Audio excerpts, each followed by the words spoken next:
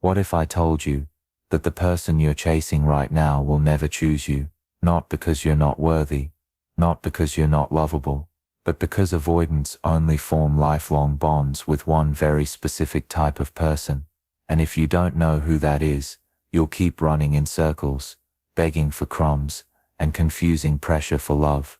Think about it. You've been here before. The messages get shorter, the replies come later, and suddenly the warmth you felt turns into a cold wall of silence. You sit there, staring at your phone, typing and deleting paragraphs, like your words could somehow pull them back. Every refresh, every three-dot bubble, feels like life or death, and when the silence stretches longer, your stomach sinks. You start wondering, did I push too hard? Should I back off? Should I try harder? But here's the gut punch. The harder you chase, the faster they run. It's not a lack of feelings, it's their wiring. And until you understand the exact type of person avoidants actually trust, you'll keep drowning in the same cycle. You reach, they retreat. You explain, they shut down. You beg for closeness, they disappear.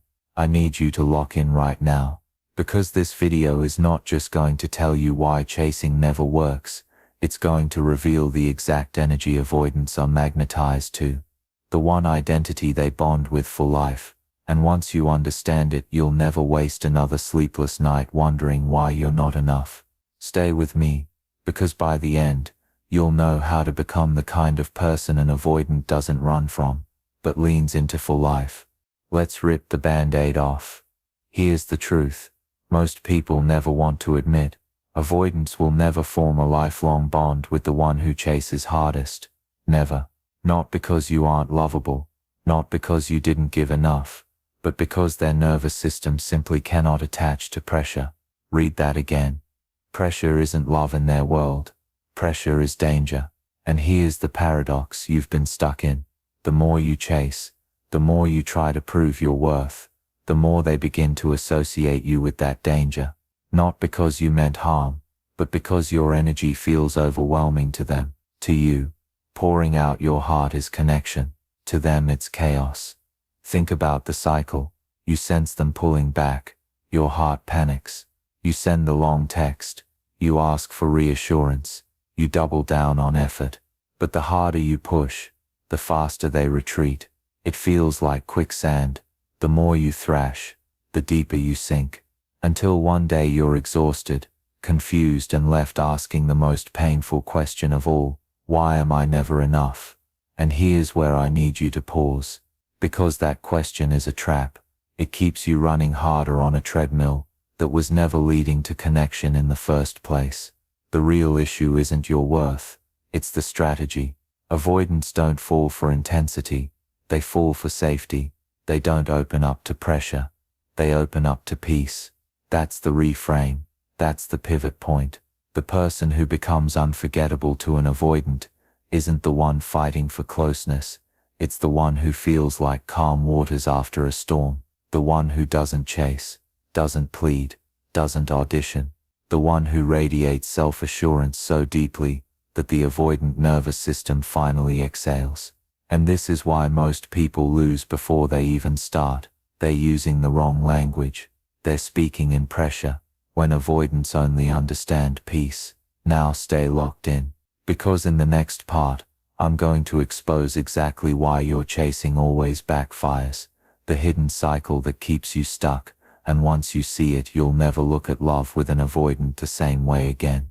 Let me paint the cycle you've been trapped in, because if you've ever loved an avoidant, you know this story by heart. It begins like a dream. In the early days, they're present. Their eyes light up when they see you. The texts come quickly. The conversations flow. And your heart whispers, this could finally be it. But then almost without warning, the shift. The warmth fades. Their replies slow. That familiar closeness starts slipping through your fingers, and instantly your body goes into panic mode. What happened? Why are they pulling away? So you do what anyone desperate to hold on would do. You lean in harder. You send the heartfelt message. You remind them of the good times. You pour in more love, more effort, more proof that you're safe. But instead of pulling them closer, something cruel happens. They retreat. And that's where the paradox ignites. You chase, they withdraw. They withdraw. You panic. You panic. You chase harder. You chase harder. They vanish. And suddenly you're in a spiral. You can't escape. Refreshing your phone, like it holds oxygen, typing and deleting messages at 2 a.m., staring at their silence, like it's proof that you'll never be enough. The exhaustion is bone deep. You feel invisible, rejected, like you're auditioning for a role you'll never land. And yet you can't stop, because some part of you keeps whispering, if I just try harder, maybe this time they'll stay. But here's the gut punch that try harder. Instinct is the very thing driving them further away. What feels to you like love, feels to them like suffocation. What you call closeness, their body calls danger. This is why you've been losing before the game even starts. Not because you're unworthy, but because the entire strategy is broken. Avoidants don't bond through pressure. They only connect through peace. And until you break this cycle, you'll keep replaying the same painful movie with different actors, always chasing, always losing, always blaming yourself. Stay with me, because in the next part, I'll take you inside the avoidance mind and nervous system. Once you understand what's really happening in their body when you chase, the whole puzzle finally makes sense. Let me break something life-changing to you. This pattern you're stuck in. It isn't about willpower, or effort, or even love. It's about wiring. Your nervous system and their nervous system are literally speaking two different languages. Here's the truth. Every human comes with an attachment system. Think of it like the operating system on your phone.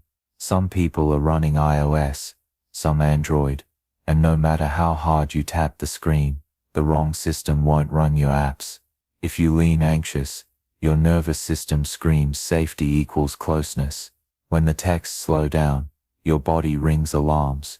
You feel restless, your chest tightens, your brain starts overanalyzing. Chasing isn't a choice. It feels like survival. But if they lean avoidant, their nervous system screams safety equals space. To them, closeness feels like stepping into a shrinking room, where the walls are closing in. Pressure doesn't soothe them, it suffocates them. Their instinct, escape. And here's the tragic paradox. The very thing that calms you, closeness, panics them. The very thing that calms them, distance, panics you. That's why this feels insane, because both of you are chasing safety, but you're running in opposite directions. Think of it like quicksand. The more you thrash, the deeper you sink, or like a pressure cooker. The hotter you get, the pleading, the explaining, the desperate texts, the more steam builds, and their only survival instinct. Blow the lid off and run. Now imagine water. When your emotions crash like storm waves, their system retreats to shore. But when your energy is steady, calm, like a quiet lake, something magical happens. Their nervous system mirrors yours. That's called co-regulation. Your calm invites their calm. So hear me. This isn't about you being too much or them being cold. This is about nervous systems misfiring.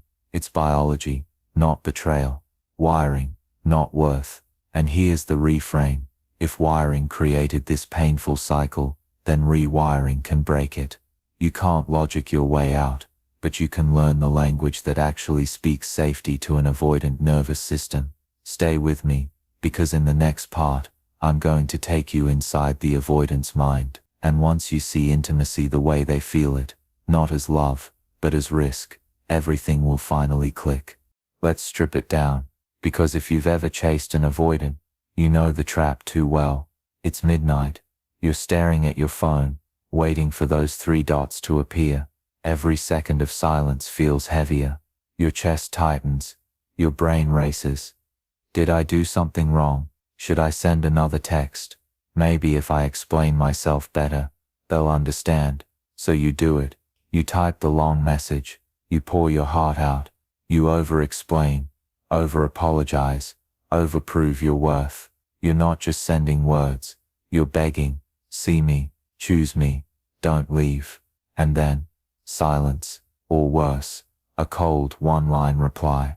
That's the trap. A cycle where the more effort you give, the smaller you feel, where your sense of peace lives in someone else's hands, where their mood dictates your worth. You call it love, but deep down you know it feels more like quicksand. Now imagine the alternative. It's the same scenario. The text slow, the silence lingers, but this time, instead of spiraling, you ground yourself. You take a breath. You remind yourself my value doesn't shrink because of their silence. Instead of chasing, you stand tall.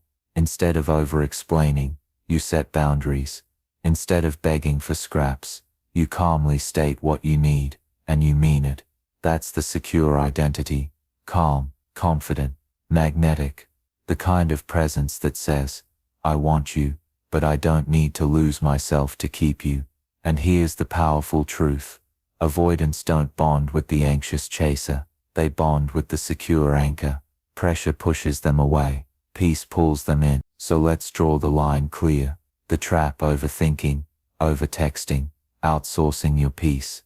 The secure alternative: grounded, self-trusting, unshakable. One drains your soul. The other transforms, not just your relationship but your entire life. So the real question isn't, how do I make them stay? The real question is, am I willing to stop being the chaser and start being the secure version of me? Because the moment you choose security over spirals, that's the moment the game changes forever. By now you've seen the cycle. You've felt the pain, and you've probably whispered to yourself, okay, but what do I actually do when the silence hits? Good, because now we move from theory to practice. This is your secure playbook, the exact steps that pull you out of panic and into power. Step 1. Pattern interrupt. Picture this. It's 1 a.m. You're staring at your phone, fingers hovering over the keyboard, heart racing. You're seconds away from sending the essay. This is where the spiral usually starts. But tonight, it stops. You put the phone down. You say out loud, I don't chase, I choose.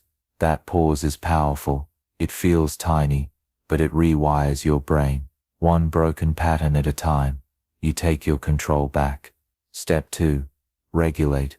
Before you relate, here's the truth. When you reach out in panic, your words carry pressure, even if they're polite. So before you text, breathe. Try this. Inhale for 4, hold for 4, exhale for 8. Repeat 3 times. Notice the shift. Your chest loosens. Your thoughts slow. Now, if you decide to reach out, your message comes from calm, not chaos. That difference changes everything. Step 3. Clean requests. Clean exits. No more essays. No more begging hidden inside long texts. If you need something, ask directly. I'd like us to talk twice a week. Does that work for you? If they say yes, great. If they say no, you don't argue. You don't plead. You make a choice. That's called a clean exit. Dignity intact. Self-respect protected. Step 4. Space without punishment. When they retreat, your old instinct was to panic or punish. Silent treatment. Sarcasm. Insta stories meant for them. But security doesn't play games. Instead, you give them space without drama. You keep living. You laugh with friends. You go to the gym. You journal. That energy screams, I care, but I'm not collapsing. And that's magnetic. Step 5. Standards over strategies. Here's where most people lose themselves. Trying strategies to make someone stay. Stop. That's desperation. Instead, set standards. 3 non-negotiables that define your peace.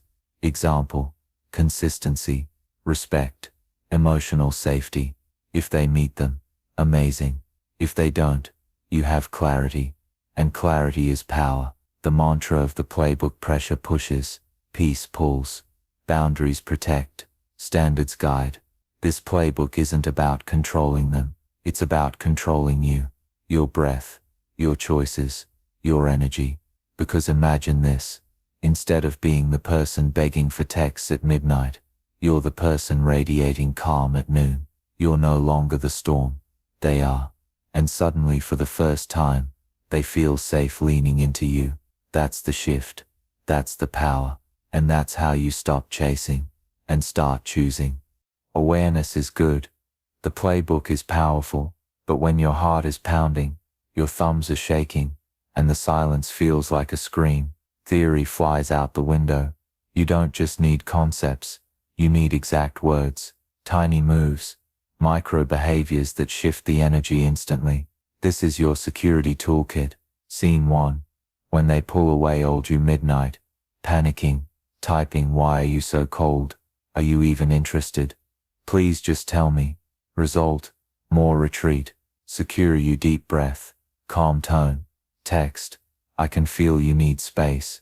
That's okay. I'll give it. I'll be here when you're ready to connect. One feels like a trap. The other feels like freedom. Guess which one? An avoidant actually leans into. Scene 2. When you need something, old you hurt voice, snapping, you never call me. Clearly I don't matter. Secure you. Steady eye contact. Simple ask. I feel closer when we check in regularly. Twice a week works for me. Does that work for you? See the difference? One attacks. The other invites. Scene 3. When you have to step back, old you explosive exit. I'm done. You ruin everything. Secure you. Composed exit. I care about you, but I also care about me. If this isn't working for both of us, I need to step back. Not drama, not weakness, just dignity. That's unforgettable. Micro behaviors that signal security. Big changes are built on small bricks. These bricks, they scream calm confidence without you saying a word. Keep your plans. If you promise dinner with friends, don't cancel just because they suddenly text. Your time is valuable. Phone down =, power up. The moment you feel the itch to check their last scene, flip your phone over, walk away. That tiny move rewires your brain. I control my focus. Pause before reply, even 20 seconds. Not to play games, but to breathe. To ensure your response comes from calm, not chaos. Consistency in self-care. Gym, journaling, hobbies. Don't hit pause waiting for a ping. Security is rhythm. Eye contact plus steady tone. In person, it's not volume that signals strength. It's calm presence. Look them in the eye. Speak slowly. Security is felt. Why this works? Because avoidants don't connect to chasing words. They connect to energy. And energy is transmitted in every script, every pause, every micro move. Pressure feels like a storm battering a fragile wall. Peace feels like a calm shore that never breaks. Which one do you think they'll trust for life? With these scripts and micro behaviors, you stop begging for connection and start embodying it. And the irony, that's exactly when avoidance finally feels safe enough to stay. Listen, this is the moment I want burned into your memory. You will never, I repeat, never, chase someone into loving you, because avoidants don't bond with pressure. They bond with peace. It's not the one who sends the longest texts. It's not the one who proves the hardest. It's the one who stands calm, grounded, unshakable. The one who says with quiet power, I want you, but I won't lose me to keep you. That's magnetic. That's irresistible. That's who avoidants trust for life. So let's lock this in with 3 mantras. Don't chase. Choose. Peace is power. Safety is magnetic. Say them out loud. Write them in the comments. Drop peace is power right now, so I know you're not just listening, you're committing. And here's your next move. Hit that subscribe, because the next video will give you the secret to spotting real consistency in just 14 days. No more wasting your heart on mixed signals. Smash that like button if you felt even one sentence speak to your soul. It tells the algorithm, people need this. Share this video with the friend who keeps chasing dead ends. They need this wake-up call, and save it. Because trust me, on that night, when you're staring at your phone, waiting for the 3 dots to appear, this reminder could save your peace. You don't need to beg. You don't need to shrink. You don't need to chase. You just need to choose yourself.